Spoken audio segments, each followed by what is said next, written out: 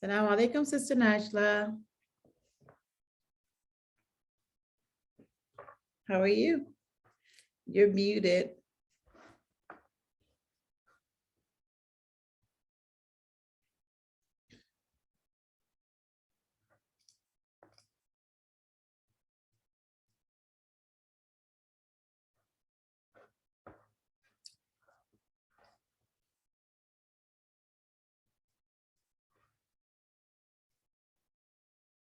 How are you, sister? Assalamu alaikum.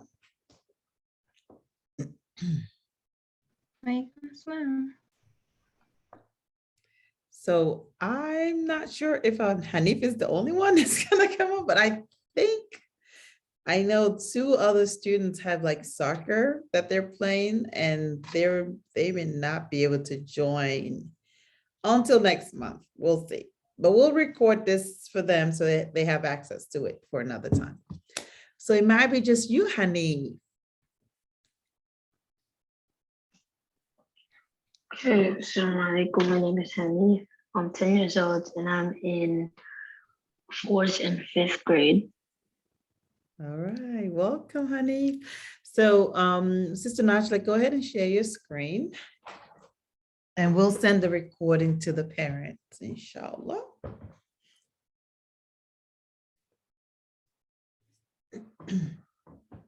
Okay, just a moment. Oh, I have not given you access. That's why. I actually need to make you co-host. I always forget. I'm sorry. Co-host. Okay. So go ahead and try to share now.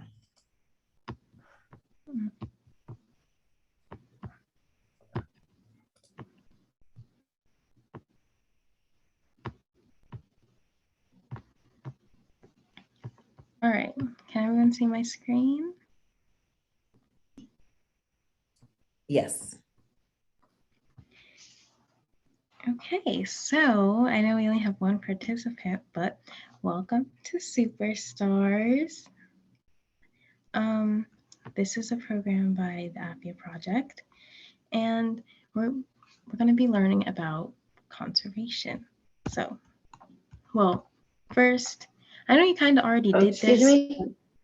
Yeah. Excuse me, my screen is blank. My screen is blank. I can't see what the shares. Oh, now I see it. Now I see it. Oh, I suppose I can't share the full screen. Dr. Aafiyah, do you think you can share the presentation? No, it was sharing okay when you did that. Do it again. And then press yeah, click on present. Do you see that, Hanif? Yeah, I can see now. Yeah, it's fine. Go ahead. All right, so let's get started. I know you already introduced yourself, but would you like to answer this icebreaker, which is, would you rather be forced to sing along or dance to every single song you hear? So if a song's playing, you have to either sing or dance. And when you answer, just say your name, your age, and where you're from. Okay. My name is Hanif. I'm 10 years old and I'm from Nigeria, but I'm in Maryland. And what's your answer to the icebreaker? Or would you rather question?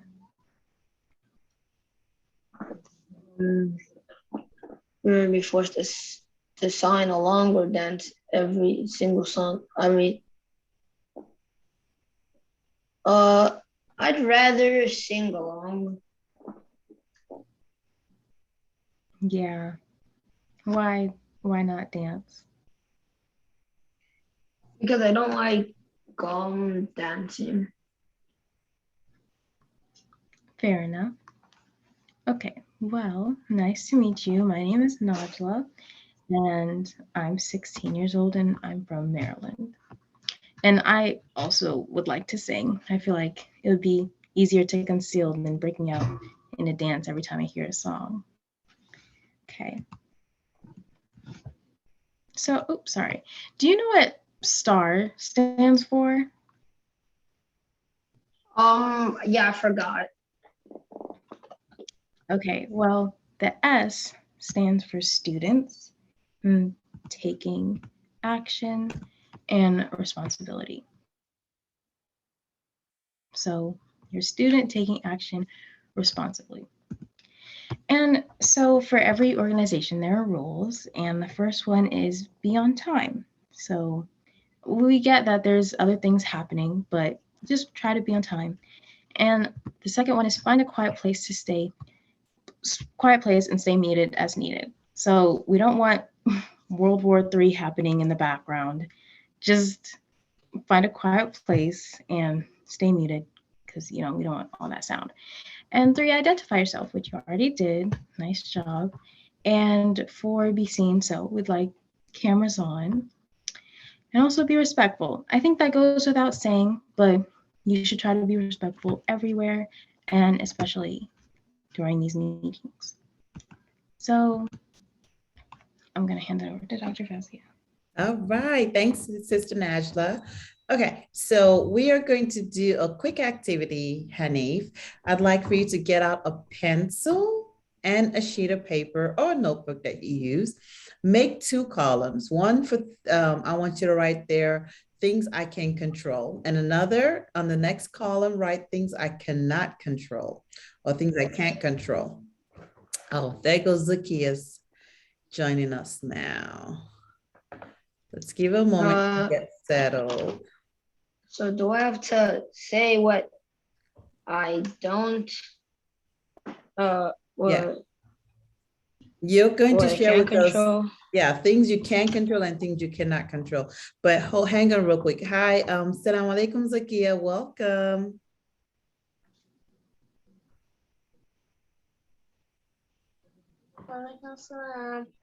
How are you, dear? Good. Alhamdulillah. All right, so we are just getting started. Sister Najla just went through introductions with Hanif and the rules.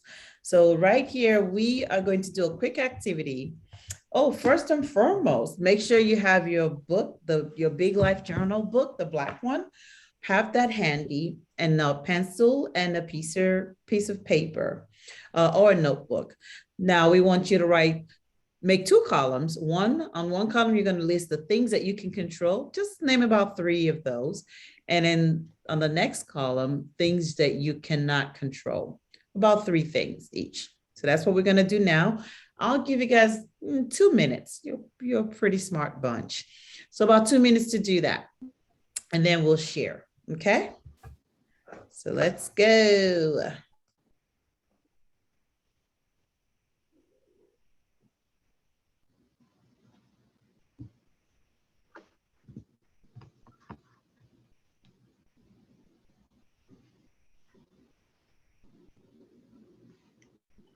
So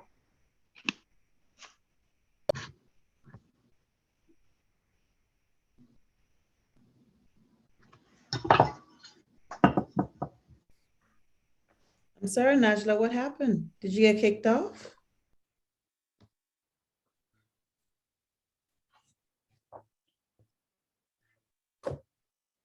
Sorry. I was trying to log on to my phone because I can't see the people while presenting. Oh, are you using your computer to log on? Recording in progress.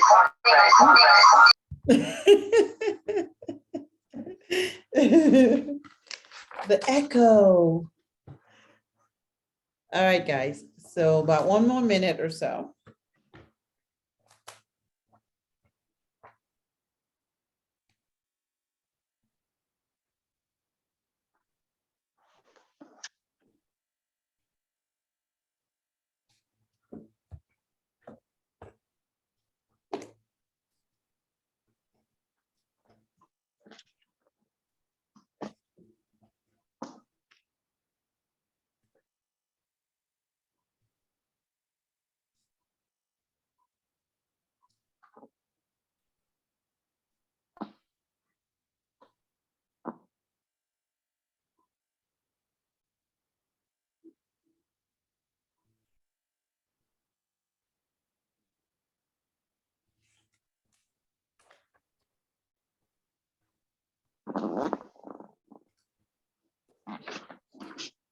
That is Tariq.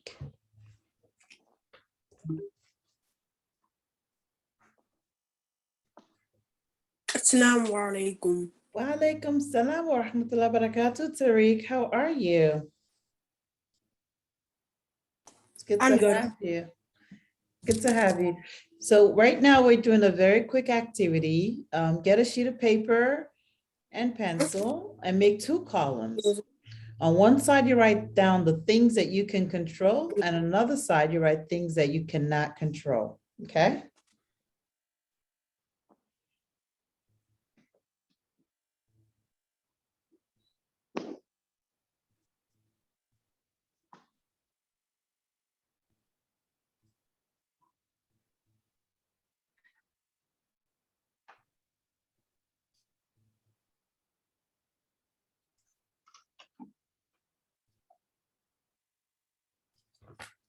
All right, so we're going, while Tariq is getting himself together, we're going to go ahead and have, can you stop sharing for just a moment?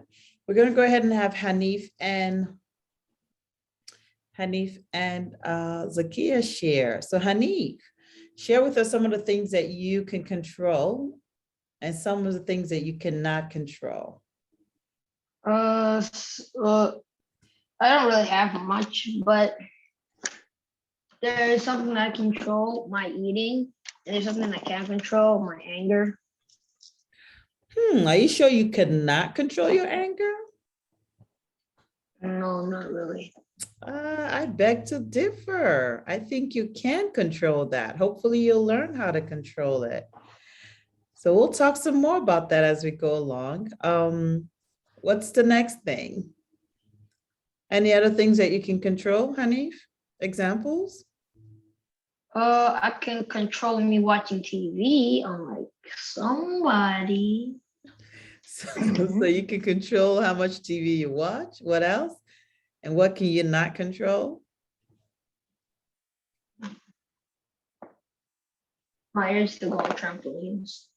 Say that again. My urge to go on trampolines. You can control the urge because you don't always go on the trampoline just whenever you want to do that, right? So you have some level of control. You may not be able to control the urge, but to actually go on it, you can control that. You see the difference? Yeah. Tariq, you have your hand up. Yes, sir. Yes, Tariq. Okay, Zakia, go ahead and share with us. Sorry. The thing I can control is my movement, and the thing I can't control is like hunger. You cannot control hunger. You're right, because that's a natural bodily function. But but when you're hungry, you can control how much food you eat, right? Yeah. Yeah. Okay, cool. It looks like you guys get it. You get the difference. I'm glad you said that. Oh, someone's got money. Okay. All right, Zakia, go ahead and share with us. Some of the things you can control, Zakia. Well, I can control the way I move, Right. Okay. and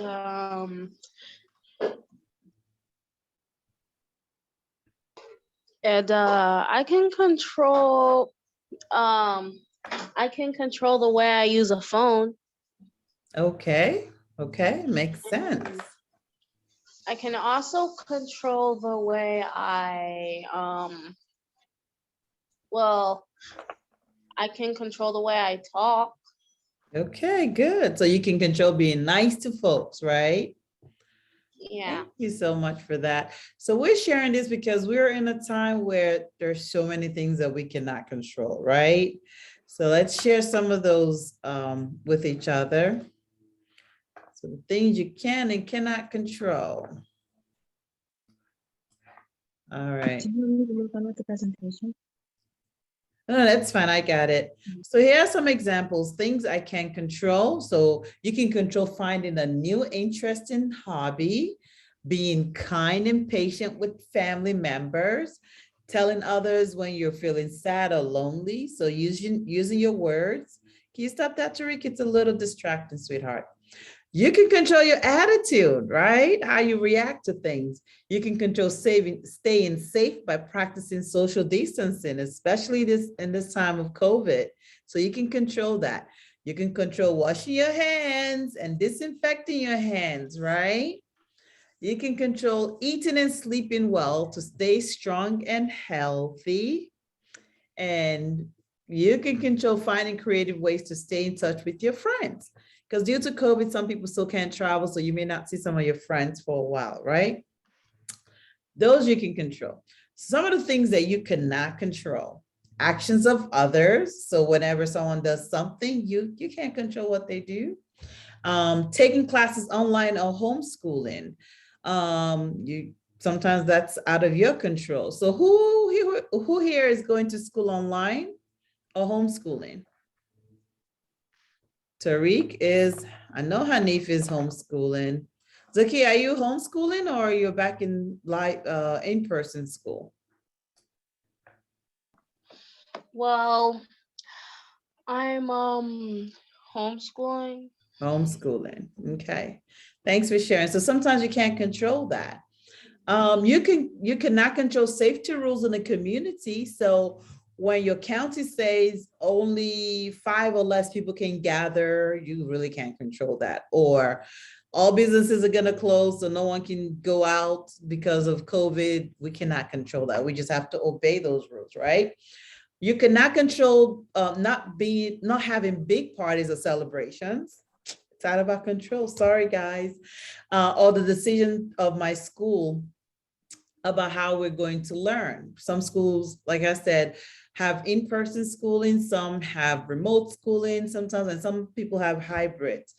You can't control if my favorite restaurant or museum is closed, right? So we just have to be patient and understand that these are things that no one is really doing it to be mean to you, but rather it's actually being done as a safety precaution. So let's keep that in mind, okay? Sorry, I did not. We're still here. So this school year, we're going to do something a little bit different. We are going to use the Big Life Journal, the big kid one. Yay! You guys have your books? Let's see the books. Hanif, do you have yours? Tariq and Zakia? Let's see your books. Where is Tariq? Did he disappear? Oopsie. Okay, cool. And we're also, your camera's off, by the way, Zakia. Just would love to see your beautiful face when you get a moment. And then we're also going to talk about conservation and what that means. And we have Sister Najla especially here for that. She is going to walk us through some really interesting things. Oh, Zakia's, oh, okay. You're logging in using something else, I think. Yeah. Okay. Mashallah. All right. So I'm going to hand it off to Sister Najla now. Let me stop sharing. Go ahead, Sister Najla. Okay, so for everyone new, I just want to reintroduce myself. My name is Najla, and I'm an 11th grader at Bukta High School. And I'm going to teach you guys about conservation. Can I share my screen? Yes, she should be able to. Go ahead.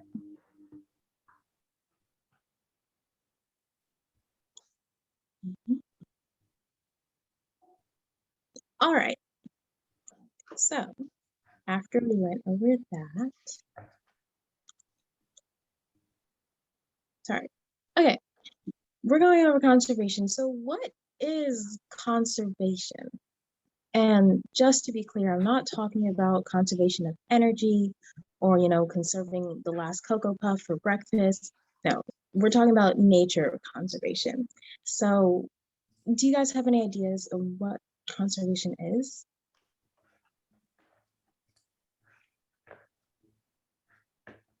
Nature?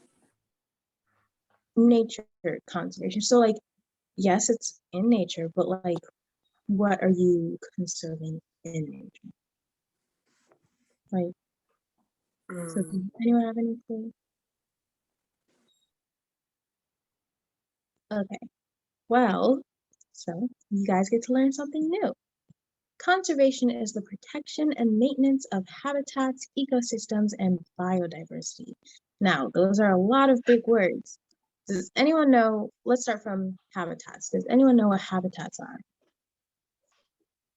Yes. Okay, so what's Hanif, right? What's a habitat?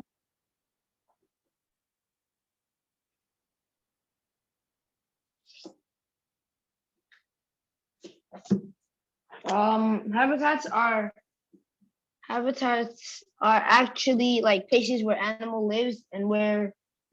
So basically, uh, I don't know how to explain it. I think you got it, like what you said before. That was really good. So places where animals live, right? And so what's ecosystems? Does anyone know what ecosystems are? like different kinds of webs. Nice. Okay, webs. That is a part of the ecosystem. So like habitats are where an individual animal lives. The ecosystems are where a bunch of animals, how all the animals work together and it's kind of like a web. Nice job. And biodiversity. Now that's a big one. Does anyone know what biodiversity is? When you said biodiversity, I was kind of thinking about biography. Biography? Yeah, biography. It's kind of similar. See, Oh, yeah, like doing some, like it's something writing about someone else. no. Okay, a biography? No. That's something different. Biodiversity is the animals. So how many animals, or I should say a variety of animals are in an ecosystem. So for example, are there only one type of wolf? And then like if an ecosystem only has a wolf, that's it. There is no biodiversity in that ecosystem. But biodiversity would look like, so there's a wolf, deers, different plant species, and other things. So it's just the variety of plants and animals in an ecosystem. If you forgot what an ecosystem is, that's just a bunch of animals and plants working together. So, okay.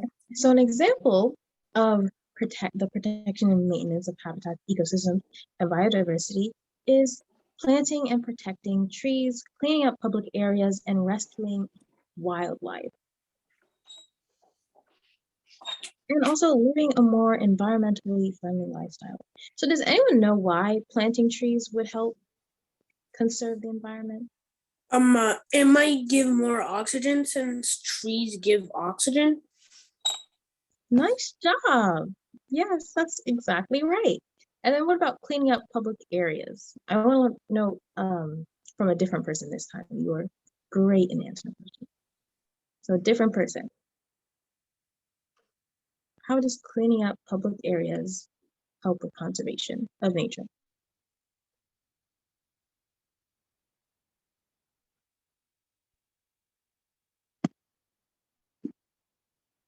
What about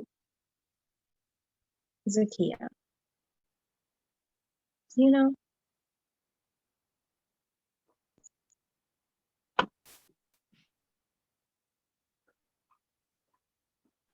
Um, um,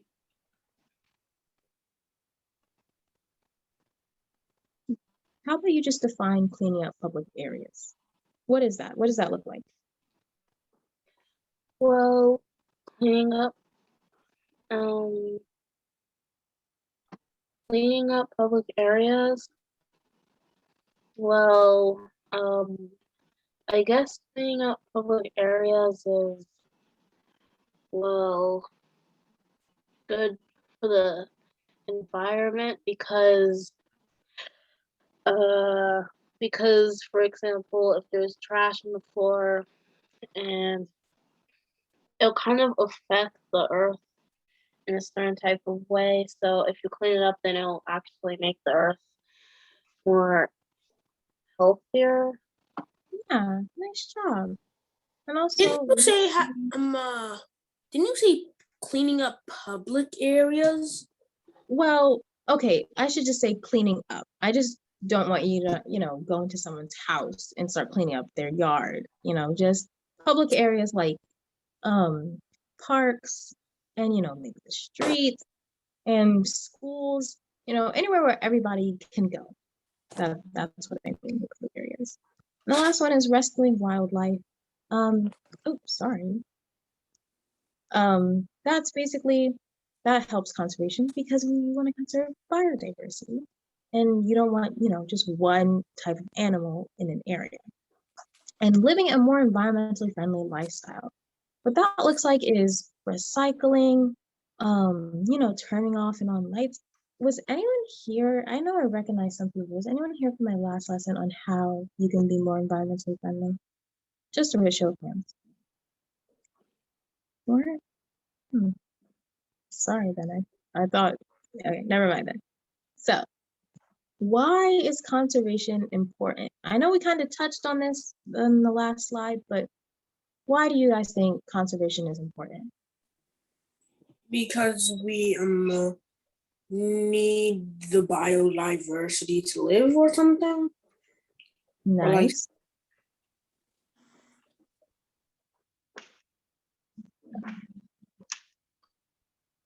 Okay, yeah. So you want more animals in a given area, right? Is there anything else?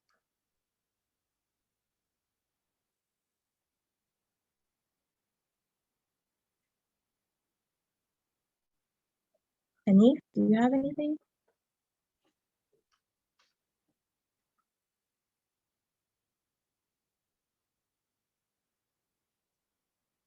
Okay, well, what I have is it prevents climate change. Now, does anyone know what climate change is? It's basically I should say global warming. That's easier to understand. The earth is warming up and that's like the changing of climate, like, does anyone know about the melting ice caps? So basically the earth is warming up and that melts ice caps. Okay, so it prevents climate change. It also prevents extinction of plants and animals. So you protect animals from, not existing anymore. And then, extinction is basically the animal's gone. Like that's it. There's no more of that animal in the world. So like dinosaurs are extinct. You're not going to see a dinosaur anywhere. So yeah, conserving the environment will help. Yeah, will help prevent extinction of plants and animals. And an example of this is bees and monarch butterflies. Does anyone know what's going on with the bees and the monarchs? If you just know one, you can say that. No one knows what's going on with the bees. Oh, Sophia, are you okay? Okay. Sorry, thought you were trying to say something. But anyway, basically bees and monarchs, I should say, they're losing the valuable plants that they need to survive. So for example, monarchs in this picture right here, this is milkweed, and milkweed is becoming less and less prevalent, I guess. So, and monarchs can only lay their eggs on milkweed.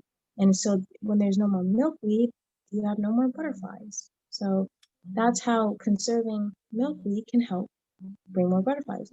And I think that's what. Don't monarch butterflies usually always fly to Mexico to They do. They do that. I think there is a big milkweed forest in Mexico.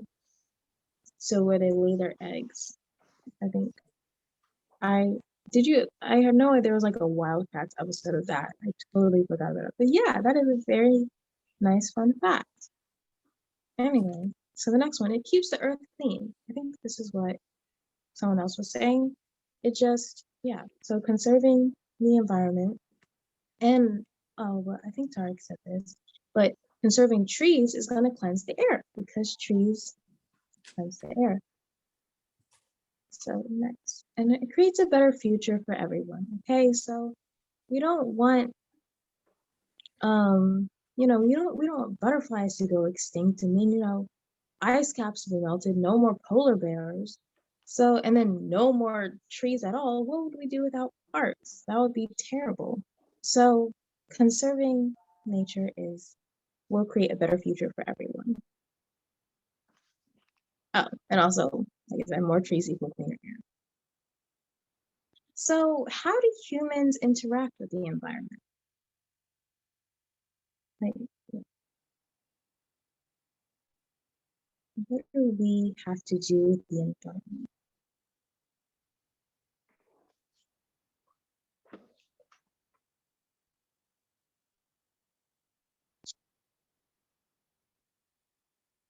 You're gonna have to call on somebody. Okay. Okay, so Hanif, you didn't say anything. How do humans interact with the environment? And when I say environment, I mean just world around us. Like they use it for resources. We use it for Nice. I think resources.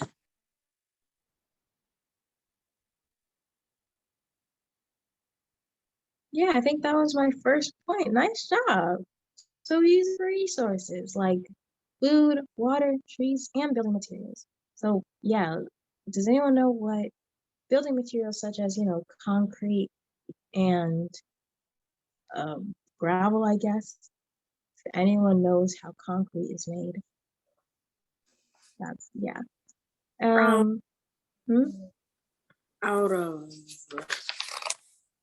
liquid, like they use to like put on things, and then it kind of hardens. Oh, and I know how they make how people make glass. How? You just have to electrocute sand. They electrocute sand. Yeah. Really? Lightning plus sand equals glass. Well, heat plus sand equals grass. I think lightning, yeah, lightning could make glass, I guess, since it's very hot, but that is not our main source of glass. But nice job, heat does make glass. All right. And also, we share the earth with the environment. We share the earth with everyone, with, plants, animals. We're not ghosts, so we have to interact with them somehow. And that leads on to our actions directly impact the environment. It's kind of like a domino effect.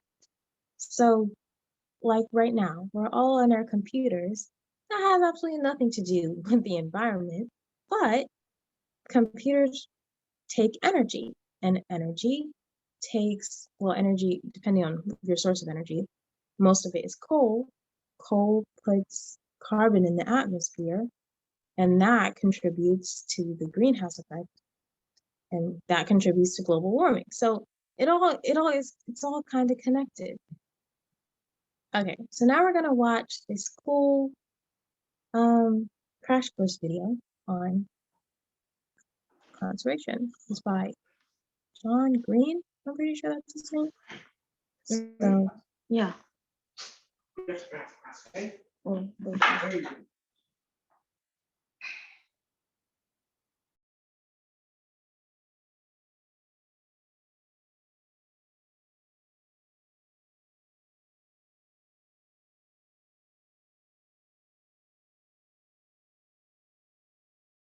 I can't hear it. sorry.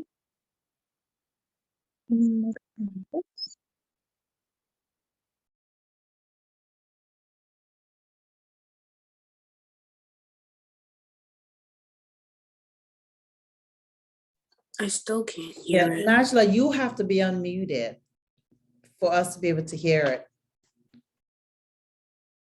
So unmute yourself. Oh, I see. So it looks like you're on multiple electronics. One of them, the audio has to be completely off. Not just muted, but completely disconnected. Make sense? Yeah. Okay. Okay, so how do I do that?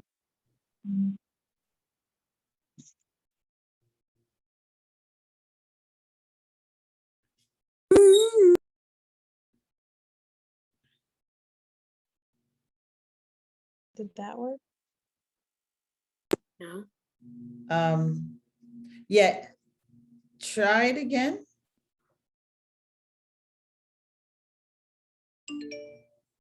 No, you don't mute yourself, Najla. Unmute yourself and let's see.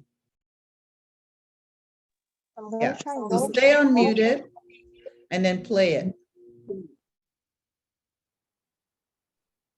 No, okay. I can play it on my end. Just tell me when to stop. Okay. Make sense? Okay. Hang on. Hang on, guys. Just a little bit of technical glitch. We'll get this squared off. Clunky business phone system. Hold on.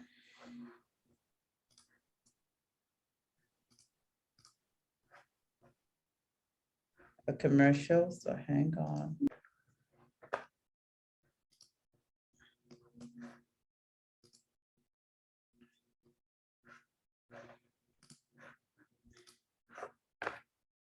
Alrighty, hang on. Give me a thumbs up if you can see and hear. Oh, no, you can't hear. Together, learning how it works on Met. For the past 12 weeks, we've been investigating this? our living planet together, learning how it works on many levels, how populations of organisms interact, how communities thrive and ecosystems change, and how humans are wrecking the nice functioning systems Earth has been using for hundreds of thousands of years. And now it's graduation day. This here is like the commencement speech where I talk to you about the future and our role in it and how what we're doing to the planet is totally awful, but we're taking steps to undo some of the damage that we've done. So what better way to wrap up our series on ecology than by taking a look at the growing fields of conservation biology and restoration ecology. These disciplines use all the kung fu moves that we've learned about in the past 11 weeks and apply them to protecting ecosystems and cleaning up the messes that we've already made. And one of the main things they teach us is that doing these things is difficult, like in the way that uncooking bacon is difficult. So let's look at what we're doing and try to uncook this unbelievably large pile of bacon we've made.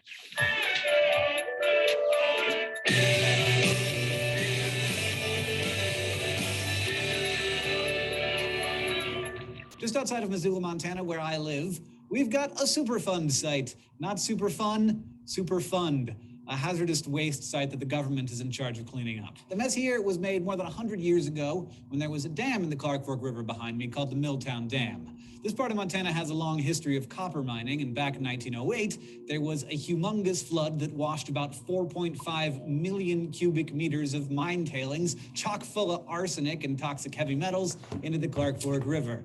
And most of it washed into the reservoir created by the Milltown Dam. I mean, actually, it was lucky that the dam was there. It had only been completed 6 months before, or the whole river system all the way to the Pacific Ocean would have been a toxic mess. As it happened, though, only about 160 kilometers of the river was all toxic, messed up. A lot of it recuperated over time, but all that nasty hazardous waste was still sitting behind Milltown Dam, and some of it leached into the groundwater that started polluting nearby residents' wells. So scientists spent decades studying the extent of the damage caused by the waste and coming up with ways to fix it. And from 2006 to 2010, engineers carefully removed all the toxic sediment as well as the dam itself. Now, this stretch of the Clark Fork River runs unimpeded for the first time in over a century, and the restored area where the dam used to be is being turned into a state park. Efforts like this show us conservation biology and restoration ecology in action.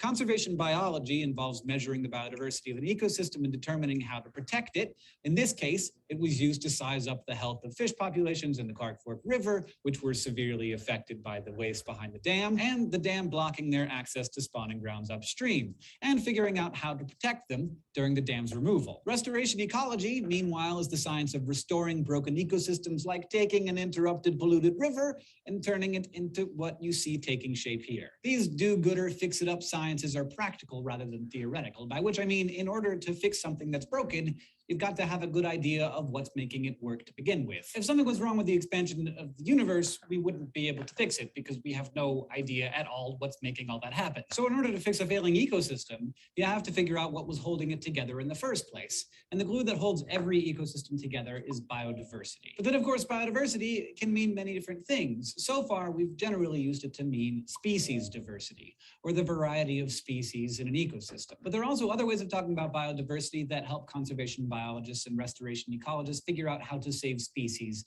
and repair ecosystems. In addition to the diversity of species, ecologists look at genetic diversity within a species as a whole and between populations. Genetic diversity is important because it makes evolution possible by allowing a species to adapt to new situations like disease and climate change. And then another level of biodiversity has to do with ecosystem diversity, or the variety of different ecosystems within an area. A big old forest, for example, can host several different kinds of ecosystems like wetland, alpine, and aquatic ones. Just like we talked about when we covered ecological succession, the more little pockets you've got performing different functions, the more resilient the region will be as a whole. So yeah, understanding all of this is really important to figuring out how to repair an ecosystem that is in shambles.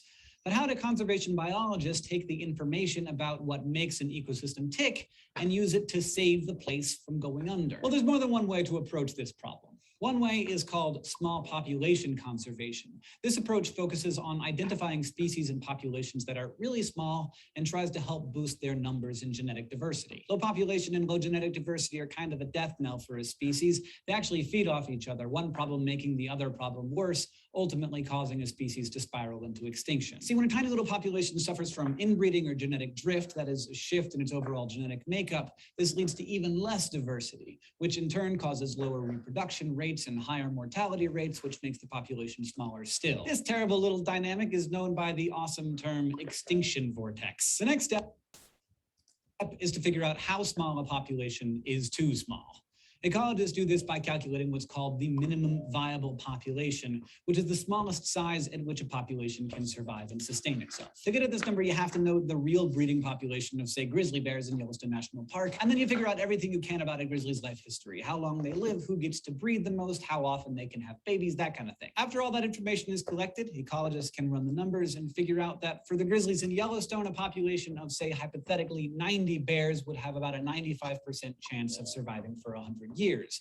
But if there were a population of 100 bears, the population would likely be able to survive for 200 years. Something to note, ecology involves a lot of math. So if you're interested in this, that's just the way it is. So that's the small population approach to conservation. Another way of preserving biodiversity focuses on populations whose numbers are in decline, no matter how large the original population was. This is known as declining population conservation, and it involves answering a series of related questions that get at the root of what's causing an organism's numbers to nosedive. First, you have to determine whether the population is actually declining. Then you have to figure out how big the population historically was and what its requirements were. And finally, you have to get at what's causing the decline and figure out how to address it. Milltown Dam actually gives us a good example of this process. In the winter of 1996, authorities had to release some of the water behind the dam as an emergency measure because of a big ice flow in the river that was threatening to break the dam. But when they released the water, a bunch of toxic sediment went with it, which raised the copper concentrations downriver to almost 43 times what state standards allowed. As a result, it's estimated about half of the fish downstream died. Half of the fish dead. And researchers have been monitoring the decline in populations ever since. This information was really helpful in determining what to do with the dam because we knew what the fish population was like before and after the release of the sediment. It was decided that it would be best to get the dam out as soon as possible rather than risk another 1996 scenario. Which brings me to the place where conservation biology and restoration ecology intersect. Restoration ecology is kind of where the rubber meets the road in conservation biology. It comes up with possible solutions for ecological problems. Now, short of a time machine, which I'm working on, you can't really get a natural environment exactly the way that it used to be. But you can at least get rid of whatever's causing the problem and help recreate some of the elements that the ecosystem needs to function properly. Okay, I think this is where Sister Najla wants us to stop, right? Yeah, thank Okay, so back to you, Sister Najla. Okay, so that was a lot. Of this. I So you don't have to worry. You don't have to know all of that. But basically, what he was saying was how um people can interact with the environment and how that can directly impact how many I suppose the biodiversity of um the environment. So the example that he was giving was the grizzly bear and the park where he was at. Basically what was happening was we had to measure how much the base species was, and then to see like where they can how little amount of animals they can have for like to maintain the population. But basically that was a lot. You don't need to know a lot of that. Just know that we can conserve biodiversity and the environment alike. So I'm going to share my screen again.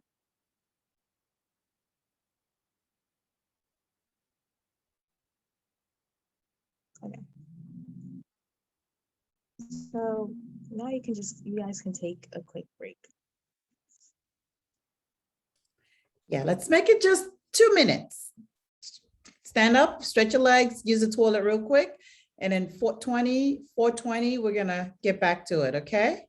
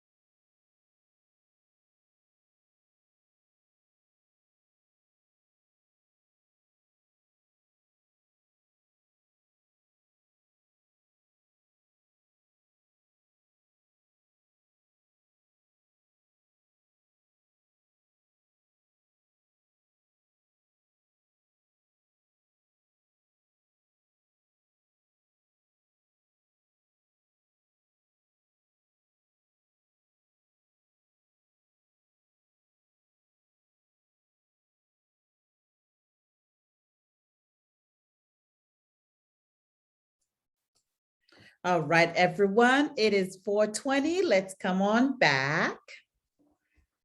Hopefully y'all got a chance to stand up really quickly, stretch your legs, use the toilet, or go somewhere if you did it too. Camera's back on. Let's go. Tariq, where are you? Good job, Hanif. Where is Zakia? Naseem, salam alaikum, welcome. How are you, Naseem?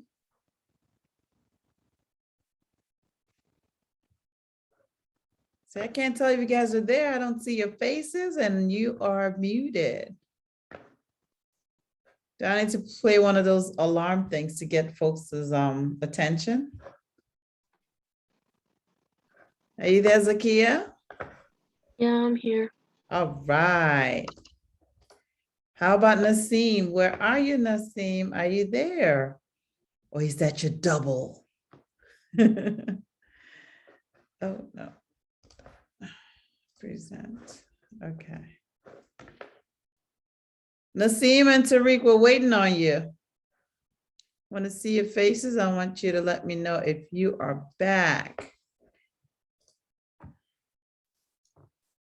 Where are Tariq and Naseem? All right. Thanks for turning on your camera, Zakia. It's good to see your beautiful face. MashaAllah. All right. So let's go ahead and continue on. I want you to read this for us, Zakia.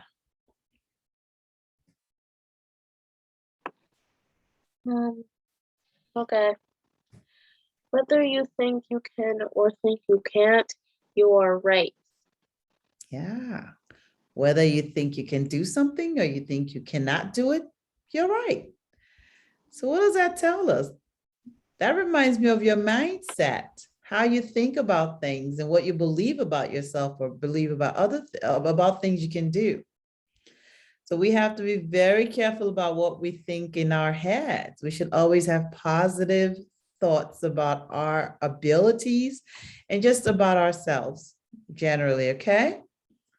All right, and that's what we're gonna really, the second part of this school year's theme, social emotional learning is gonna really focus on that, how we think about ourselves and what we think of ourselves and our ability to do things. All right, so next slide, let's see, can we get someone to do that? And this is actually in your book. You can either read off the screen or from your book. Hanif, read the first two paragraphs for us, please. What do you dream of becoming? It doesn't really have a page number, but it's in the first, like the second page.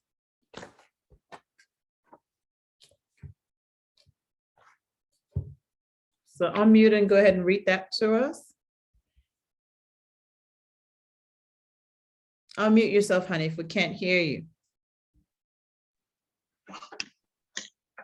So I'm going to read the whole thing. No, just the first two paragraphs. From here, really, and then Okay. all the way down here. Really? Have you thought about it? Perhaps you have, and you already have a clear vision. Or maybe you haven't, or maybe you haven't, which is okay too. The reality is when you do think, the reality is when you do think about these things, what you want to be, do, accomplish, you're much more likely to live the life you want to live, your dream life. You're much more likely to have great friendships and relationships, do what you want to do, go to places you want to go, have things you want to have. Thank you, Hanif. You guys, Pardon me, Tariq, what you say? you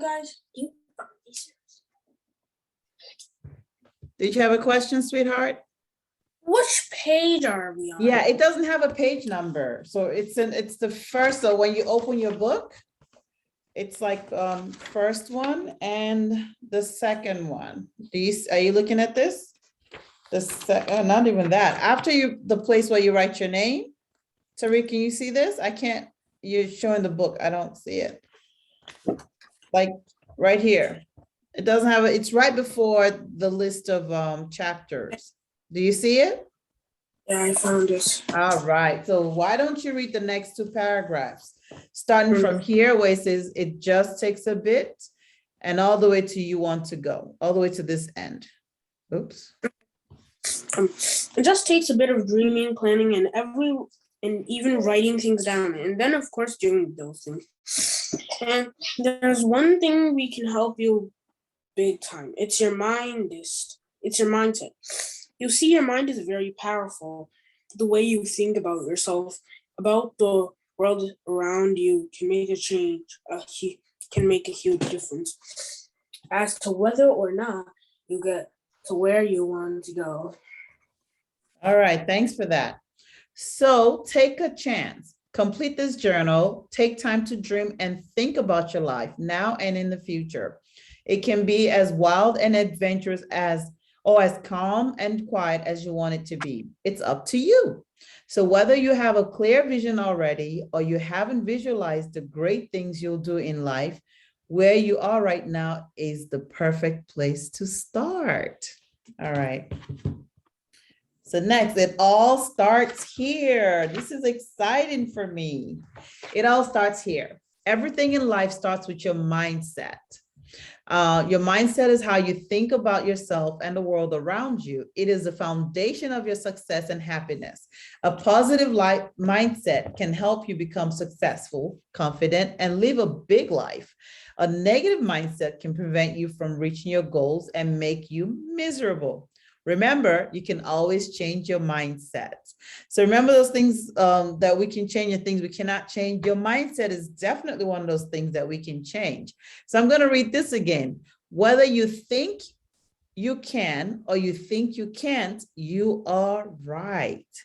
So we have to keep that in mind, especially throughout this throughout our life, really. But we're really going to hone in on that this school year about how we can make changes to our lifestyle and make changes in ways that we think about ourselves and our mindset. Okay, so let's talk about some of the things we hope to do this year, because really today's session is really more of an intro to what we plan to do, and then we'll go ahead and get it done. So our plans for this school year will include first learning. We're going to learn a lot because there's a lot to learn about conservation, right? We definitely want to visit a farm. I want you guys to become familiar with where our food comes from, the plants that we eat, the fruits we eat. Where exactly do they come from? It'll be good for us to understand where they come from so we can appreciate it, right? I want us to learn about the bees. Sister Najla mentioned how we're losing the bees and how we are losing even the butterflies. So it'll be interesting for us to focus a little bit on that and see how they contribute to the ecosystem, to a healthy ecosystem. You have your hand up, Zakia? Oh, sorry, you put your hand down. Do you have a question, Zakia? I'm just gonna tell you that I've been to a farm several times before. Cool. And what did you learn? And what did you like about the farm? Well, there were goats and like some chicken and one cat. That's really cool. Do you remember where it was? Where the farm is located?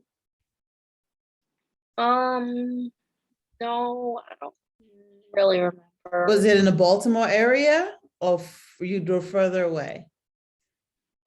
Further away, Okay. but it's in Maryland. Maryland. Oh, okay. The farm I have in mind, there are two farms I have in mind. One is in Virginia, which is quite a trip. It's about 2 hours. So we'll have to really plan with the parents. And another one is in Maryland, not too far away. But yeah, those are really, I'm glad you got a chance to do that, just to kind of see where the food comes from. Because a lot of times we see the food on the table, it's like, where did it come from? You know, it's good to know. Thanks for sharing that. So we also want to learn about livestock. So things like the chicken, where does the chicken come from? Goat, you mentioned goat, Zakia. We have cows in some places, lambs and things like that, right? Someone had a question. Okay, Mr. Tariq, we see you don't like honey, but bees are still important, okay? All right, so pardon me? Me and my brother don't like honey. Really? Well, are you allergic to it? Because some people are allergic to them. No, I'm not allergic to honey, but I still don't like it. You just don't like it. That's fine. That's fine. All right. So we want to take some actions. And some of the things that Sister Najla mentioned was a park cleanup project. So I'll give her a chance to talk about that a little bit. Go ahead, Sister Najla.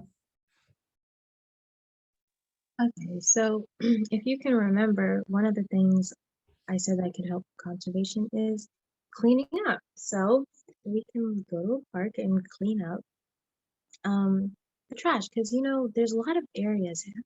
Have you guys ever gone to like the beach or any public place really, and there's just trash everywhere. Some people don't even want to go to the trash can and just throw it on the floor instead.